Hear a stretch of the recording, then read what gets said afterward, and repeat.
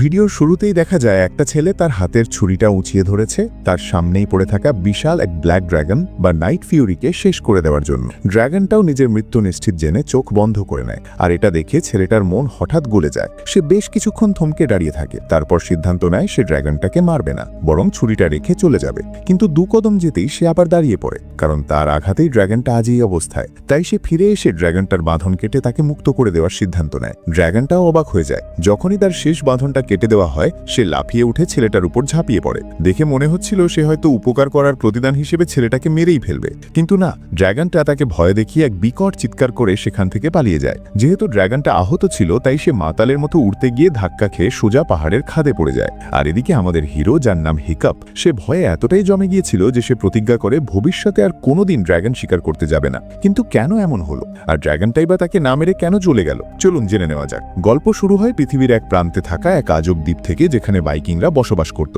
এরা জন্মগতভাবেই ভীষণ শক্তিশালী আর যোদ্ধা জাতি, কিন্তু তাদের জীবনের একটাই বড় সমস্যা, ড্রাগন। ভাইকিংদের চোখে ড্রাগনরা হলো চোর আর শয়তান, যারা তাদের ঘরবাড়ি পোড়ায় আর গবাদি পশু চুরি করে। তাই ড্রাগন মারাটাই ছিল ভাইকিংদের জীবনের একমাত্র লক্ষ্য এবং নিজেদের বীরত্ব প্রমাণের একমাত্র উপায়। কিন্তু হিকাপ, যে কিনা গোত্রের সর্দারের ছেলে, সে ছিল একদমই আলাদা। সে ছিল রোগা পাতলা, তাই সবাই তাকে অবজ্ঞা করত।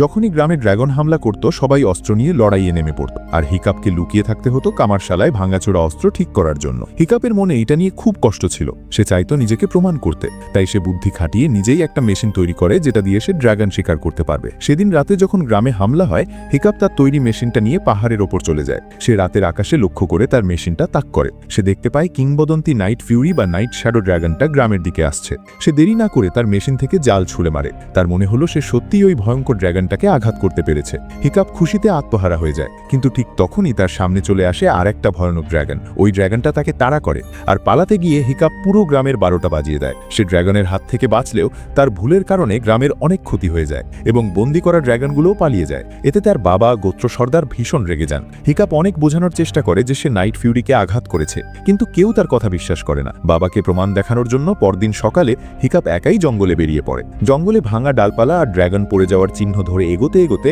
সে অবশেষে একটা খাদে খুঁজে পায় সেই কুচকুচে কালো নাইট ফিউরি ড্রাগনটাকে। ড্রাগনটা দড়ি দিয়ে এমনভাবে বাঁধা ছিল যে নড়তে পারছিল না। এরপরই ঘটে ভিডিওর শুরুর সেই ঘটনা। হিকাপ ড্রাগনটাকে ছেড়ে দেওয়ার পর বাড়ি ফিরে আসে, কিন্তু এসেই শোনে তার বাবা তাকে ড্রাগন মারার ট্রেনিংয়ে ভর্তি করিয়ে দিয়েছে। ট্রেনিং রাউন্ডে গিয়ে হিকাপের অবস্থা খারাপ হয়ে যায়। সবচেয়ে দুর্বল ড্রাগনটাও তাকে দৌড়ানি দেয়। শেষমেশ ট্রেনার তাকে বাঁচায়। হিকাপের মাথায় তখন একটাই প্রশ্ন ঘুরছিল, 300 বছর ধরে ড্রাগনরা আমাদের শত্রু, কিন্তু ওই নাইট ফিউরি ড্রাগনটা আমাকে মারলো না কেন? উত্তরের খোঁজে সে আবার সেই জঙ্গলে যায়। সে দেখে ড্রাগনটা একটা গভীর গর্তের মতো জায়গায় আটকা পড়ে আছে। অনেক চেষ্টা করে উঠতে পারছে না। ভালো করে লক্ষ্য করে সে দেখে তার জালের আঘাতেই ড্রাগনটার লেজের একটা অংশ বা টেইল ফিন ছিঁড়ে গেছে, যার কারণে সে আর ব্যালেন্স করে উঠতে পারছে না। তখন হিকাপের হাত থেকে পেন্সিল পড়ে গেলে ড্রাগনটা তার দিকে তাকায়। ড্রাগনটার চোখের দিকে তাকিয়ে হিকাপ বুঝতে পারে এরা যতটা হিংস্র ভাবা হয় আসলে ততটা নয়। এদের মধ্যেও ভয় আর কৌতূহল কাজ করে। হিকাপ দৌড়ে বাড়ি গিয়ে ড্রাগনদের লেখা পূর্বপুরুষদের বইটা খুলে বসে। সেখানে সব ড্রাগনের দুর্বলতা লেখা থাকলেও নাইট ফিউরি সম্পর্কে শুধু একটা কথাই লেখা ছিল, শয়তানের বংশধর, এর সাথে লড়াই করো না, নিজেকে লুকিয়ে ফেলো। কিন্তু হিকাপের মনে হয় ড্রাগনটা মোটেও অতটা ভয়ঙ্কর নয়। নিজের ধারণা যাচাই করতে সে একটা বড় মাছ নিয়ে আবার জঙ্গলে যায়। ড্রাগনটা প্রথমে তাকে দেখে রেগে যায়। হিকাপ বুঝতে পারে তার কোমরের ছোট ছুরিটা দেখে ড্রাগন ভয় পাচ্ছে। সে ছুরিটা ফেলে দূরে লাথি মেরে সরিয়ে দেয়। এটা দেখে ড্রাগনটা শান্ত হয় এবং হিকাপের কাছে এগিয়ে আসে। ড্রাগনটা মুখ হাঁ করতেই দেখা যায় তার দাঁত নেই। হিকাপ ভাবে এর তো দাঁত নেই, কিন্তু মাছটা দিতেই ড্রাগনটা মাড়ি থেকে দাঁত বের করে মাছটা খেয়ে ফেলে। তখন হিকাপ বোঝে এর দাঁত ভেতরে লুকানো থাকে। ড্রাগনটা মাছ খাওয়ার পর অর্ধেক খাওয়া একটা মাছের টুকরো হিকাপের দিকে উগড়ে দেয়। সে ইশারা করে হিকাপকেও ওটা খেতে হবে, মানে বন্ধুত্ব করতে হলে এটা তাদের রীতি। হিকাপ অনেক কষ্টে সেই ঘিনঘিনে কাঁচা মাছটা গিলে ফেলে এবং হাসার চেষ্টা করে। ড্রাগনটাও তাকে নকল করে একটা অদ্ভুত হাসি দেয়। তখন হিকাপ ড্রাগনটাকে স্পর্শ করতে যায়, কিন্তু সে ভয় পেয়ে দূরে সরে যায়। এরপরে হিকাপ দেখতে পায় ড্রাগনটা গাছের ডাল দিয়ে মাটিতে কিছু আঁকিবুকি করছে। হিকাপ সেটা দেখতে গিয়ে ভুল করে ড্রাগনের আঁকা দাগের ওপর পা দিয়ে ফেলে। এতে ড্রাগনটা বেশ বিরক্ত হয়। এরপরে হিকাপ আবার সাহস করে তার হাতটা বাড়িয়ে দেয় এবং চোখ বন্ধ করে নেয়। ড্রাগনটা এবার আর সরে যায় না। সে ধীরে ধীরে এগিয়ে এসে নিজের নাকটা হিকাপের হাতের সাথে লাগিয়ে দেয়। এভাবেই মানুষ আর ড্রাগনের মধ্যে এক অসম্ভব বন্ধুত্ব শুরু হয়। হিকাপ এই ড্রাগনটার নাম দেয় টুথলেস। কিন্তু হিকাপ জানে লেজ ভাঙা থাকার জন্য টুথলেস আর কোনোদিন উঠতে পারবে না, আর উঠতে না পারলে সে মারা যাবে। হিকাপ যেহেতু কামারের কাজ জানতো, তাই সে বুদ্ধি করে টুথলেসের জন্য চামড়া আর লোহা দিয়ে একটা কৃত্রিম লেজ বা টেইল ফিন তৈরি করে। পরের দিন টুথলেস যখন মাছ খাচ্ছিল, হিকাপ চুপিসারে তার লেজে ওই নকল ফিনটা লাগিয়ে দেয়। লেজ ফিরে পেয়ে টুথলেস খুশিতে ডানা মেলে দেয় এবং হিকাপ কিছু বোঝার আগেই তাকে নিয়ে সোজা আকাশে উড়ে যায়।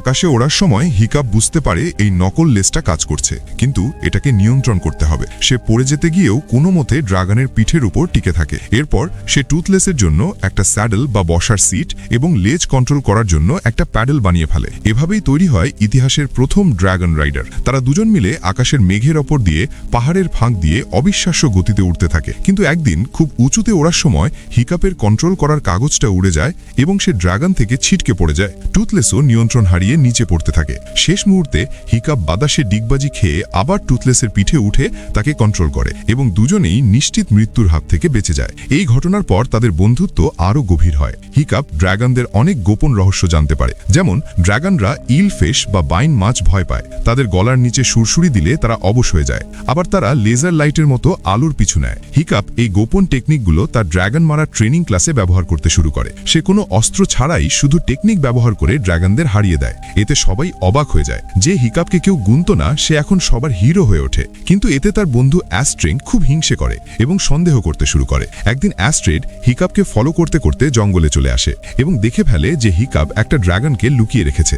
এটা তো তাদের নিয়মের ঘোর বিরোধী। অ্যাস্ট্রিড দৌড়ে গ্রামে খবর দিতে যায়, কিন্তু হিকাপ আর টুথলেস উড়ে এসে তাকে ধরে ফেলে। নিজেকে প্রমাণ করার জন্য হিকাপ অ্যাস্ট্রিডকে জোর করে টুথলেসের পিছে বসিয়ে নেয় এবং আকাশের দিকে উড়ে যায়। অ্যাস্ট্রিডকে নিয়ে আকাশে ওড়ার পর টুথলেস প্রথমে তাকে একটু ভয় দেখানোর জন্য খাতারনাক সব স্টান্ট করতে শুরু করে। সে ইচ্ছে করেই উল্টাপাল্টা মুড়ছিল যাতে অ্যাস্ট্রিড ভয় পায়, আর ভয়ে অ্যাস্ট্রিড হিকাপকে শক্ত করে জড়িয়ে ধরে। এরপর টুথলেস শান্ত হয়ে যায় এবং মেঘের ওপর দিয়ে সুন্দরভাবে গ্লাইড করতে থাকে। তারা পাহাড়ের চূড়া আর রোম্যান্টিক নর্দার্ন লাইটসের ভেতর দিয়ে উড়ে যায়। এই দৃশ্য দেখে অ্যাস্ট্রিড মুগ্ধ হয়ে যায়। তার চোখ দিয়ে যেন বিস্ময় ঝরছিল। সে হিকাপের দিকে এমনভাবে তাকায় যেন সে নতুন করে তাকে চিনছে। কিন্তু হঠাৎ করেই টুথলেস কেমন যেন অস্থির হয়ে ওঠে। মনে হচ্ছিল কেউ তাকে ডাকছে। সে কোনো কথা না শুনে সোজা একটা কুয়াশাচ্ছন্ন এলাকার দিকে উড়ে যায়। সেখানে গিয়ে তারা দেখে হাজার হাজার ড্রাগন মুখে খাবার নিয়ে একই দিকে উড়ে যাচ্ছে। টুথলেসও তাদের সাথে ভিড়ে যায় এবং একটা বিশাল আগ্নেয়গিরির ভেতরে প্রবেশ করে।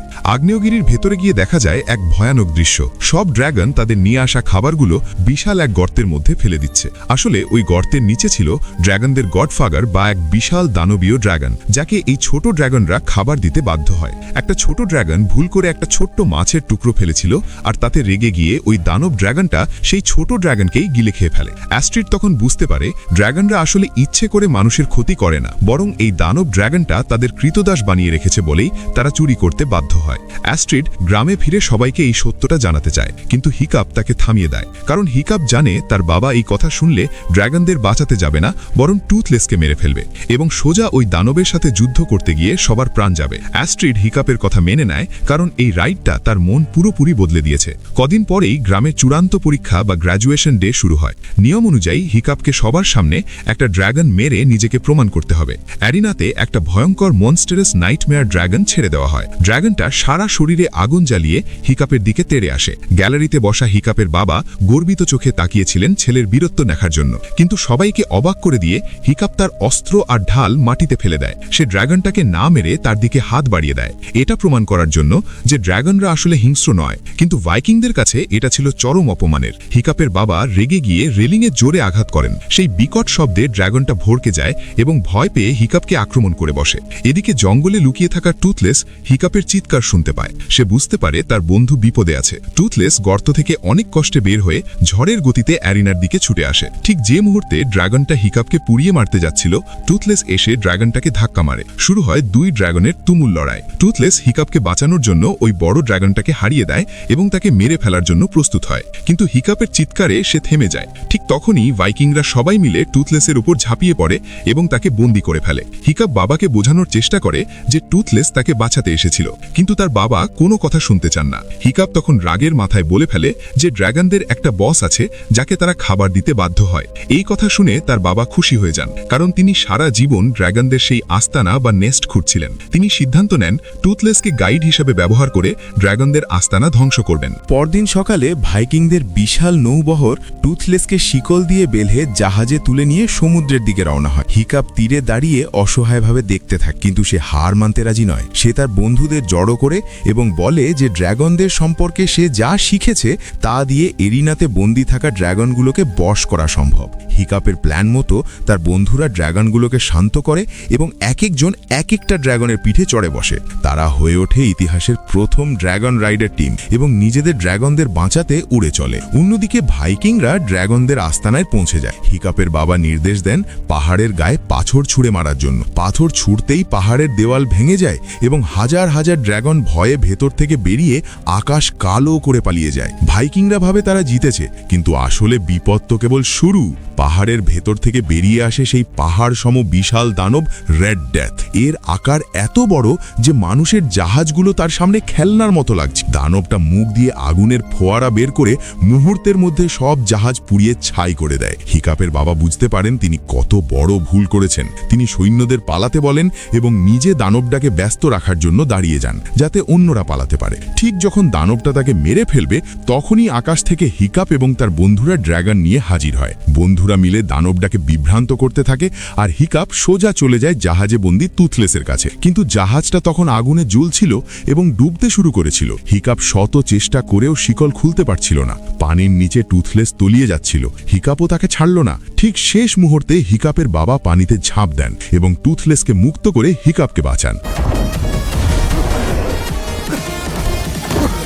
বাবা নিজের ভুলের জন্য ক্ষমা চান এবং ছেলেকে বলেন, যাও, ওটা তোমার ড্র্যাগন, তুমিই পারবে। টুথলেস আর হিকাপ আকাশে উড়ে যায় এবং দানব ড্র্যাগনটার সাথে লড়াই শুরু করে। দানবটা টুথলেসের পেছনে ধাওয়া করে মেঘের অনেক ওপরে চলে যায়। হিকাপ প্ল্যান করে যে অন্ধকারে লুকিয়ে দানবটাকে ধোঁকা দেবে। টুথলেস তার গতির সুবিধে নিয়ে দানবটাকে আঘাত করতে থাকে। এক পর্যায়ে দানবটা রেগে গিয়ে পুরো আকাশ আগুন দিয়ে ভরিয়ে দেয়। দুর্ভাগ্যবশত টুথলেসের কৃত্রিম লেজে আগুন লেগে যায়। হিকাপ বুঝতে পারে তাদের হাতে সময় কম। সে টুথলেসকে নিয়ে সোজা মাটির দিকে ডাইভ দেয়। দানবটাও তাদের ধরতে পেছন পেছন নিচে নামতে থাকে। মাটি যখন একদম কাছে, তখন হিকাপ টুথলেসকে দিয়ে দানবটার মুখের ভেতর আগুনের গোলা মারায়। এতে দানবটার পেটের ভেতরের গ্যাসে বিস্ফোরণ ঘটে এবং সে মাটিতে আছড়ে পড়ে ধ্বংস হয়ে যায়। কিন্তু বিস্ফোরণের ধাক্কায় আর লেজ পুড়ে যাওয়ায় হিকাপ ড্র্যাগন থেকে ছিটকে আগুনের মধ্যে পড়ে যায়। টুথলেস তাকে বাঁচাতে আগুনের ভেতরেই ঝাঁপ দেয়। ধোঁয়া কাটার পর হিকাপের বাবা দৌড়ে আসেন। তিনি দেখেন টুথলেস মাটিতে পড়ে আছে। তিনি ভাবেন হিকাপ মারা গেছে। কান্নায় ভেঙে পড়েন তিনি। কিন্তু তখন টুথলেস তার ডানা সরিয়ে নেয় এবং দেখা যায় হিকাপ তার ডানার নিচে নিরাপদে আছে। বাবা বুঝতে পারেন এই ড্র্যাগনটাই তার ছেলেকে বাঁচিয়েছে। তিনি টুথলেসকে ধন্যবাদ জানান। কিছুদিন পর হিকাপের জ্ঞান ফেরে। সে বিছানা থেকে উঠতে গিয়ে দেখে তার বাম পায়ের নিচের অংশটা আর নেই। সেখানে একটা লোহার পা লাগানো আছে। বাইরে বেরিয়ে সে অবাক হয়ে যায়। পুরো গ্রাম বদলে গেছে। ভাইকিংরা আর ড্র্যাগন মারছে না, বরং ড্র্যাগনরা এখন তাদের পোষা প্রাণী এবং বন্ধু হয়ে গেছে। গ্রামের ছাদগুলোতে ড্র্যাগনরা বসে আছে। হিকাপের বন্ধুরা তাকে স্বাগত জানায়। টুথলেসকেও নতুন একটা লেজ বানিয়ে দেওয়া হয়েছে। হিকাপ তার নতুন পা দিয়ে খুঁড়িয়ে খুঁড়িয়ে হাঁটে আর তার পাশে টুথলেস তাকে সাপোর্ট দেয়। একটা ছেলে যে একসময় সবার কাছে বোঝা ছিল, আজ সে দুই চিরশত্রু জাতির মধ্যে মিলন ঘটিয়ে হিরো হয়ে গেছে। হিকাপ টুথলেসের পিঠে চাপে এবং বাকিদের সাথে আকাশে উড়ে যায়। এভাবেই শেষ হয় তাদের অবিশ্বাস্য জার্নি। তো বন্ধুরা, আজ যে মুভিটা দেখলাম তার নাম how to train your dragon. 2010 সালে মুক্তি পাওয়া এই মুভিটি IMDb-তে 8.1 রেটিং পেয়েছে এবং রটেন টমেটোজের রেটিং 99%। মুভিটা কেন দেখবেন? কারণ এটা শুধু একটা কার্টুন নয়, এটা একটা মাস্টারপিস। এখানে দেখানো হয়েছে কিভাবে নিজের দুর্বলতাকে শক্তিতে পরিণত করতে হয়। হিকাপ শারীরিকভাবে দুর্বল হয়েও নিজের বুদ্ধিমত্তা দিয়ে যা করলো তা শক্তিশালী ভাইকিংরাও পারেনি। আর শেষের সিনটা খেয়াল করেছেন? হিরো সবসময় সবকিছু নিখুঁতভাবে পায় না। হিকাপকে তার পা হারাতে হয়েছে, যা তাকে তার ড্র্যাগন টুথলেস, যার লেজ নেই, আরও বেশি আপন করে তুলেছে। এই ইমোশনাল কানেকশন আর সাইকোলজিক্যাল ডেপথের জন্যই মানুষ এই মুভিটা বারবার দেখে। ভিডিওটা যদি আপনার মনে একটুও জায়গা করে নেয় তাহলে লাইক দিতে ভুলবেন না। আর এমন আরও দুর্দান্ত গল্পের জন্য সাবস্ক্রাইব করে আমাদের সাথেই থাকুন। দেখা হবে পরের ভিডিওতে।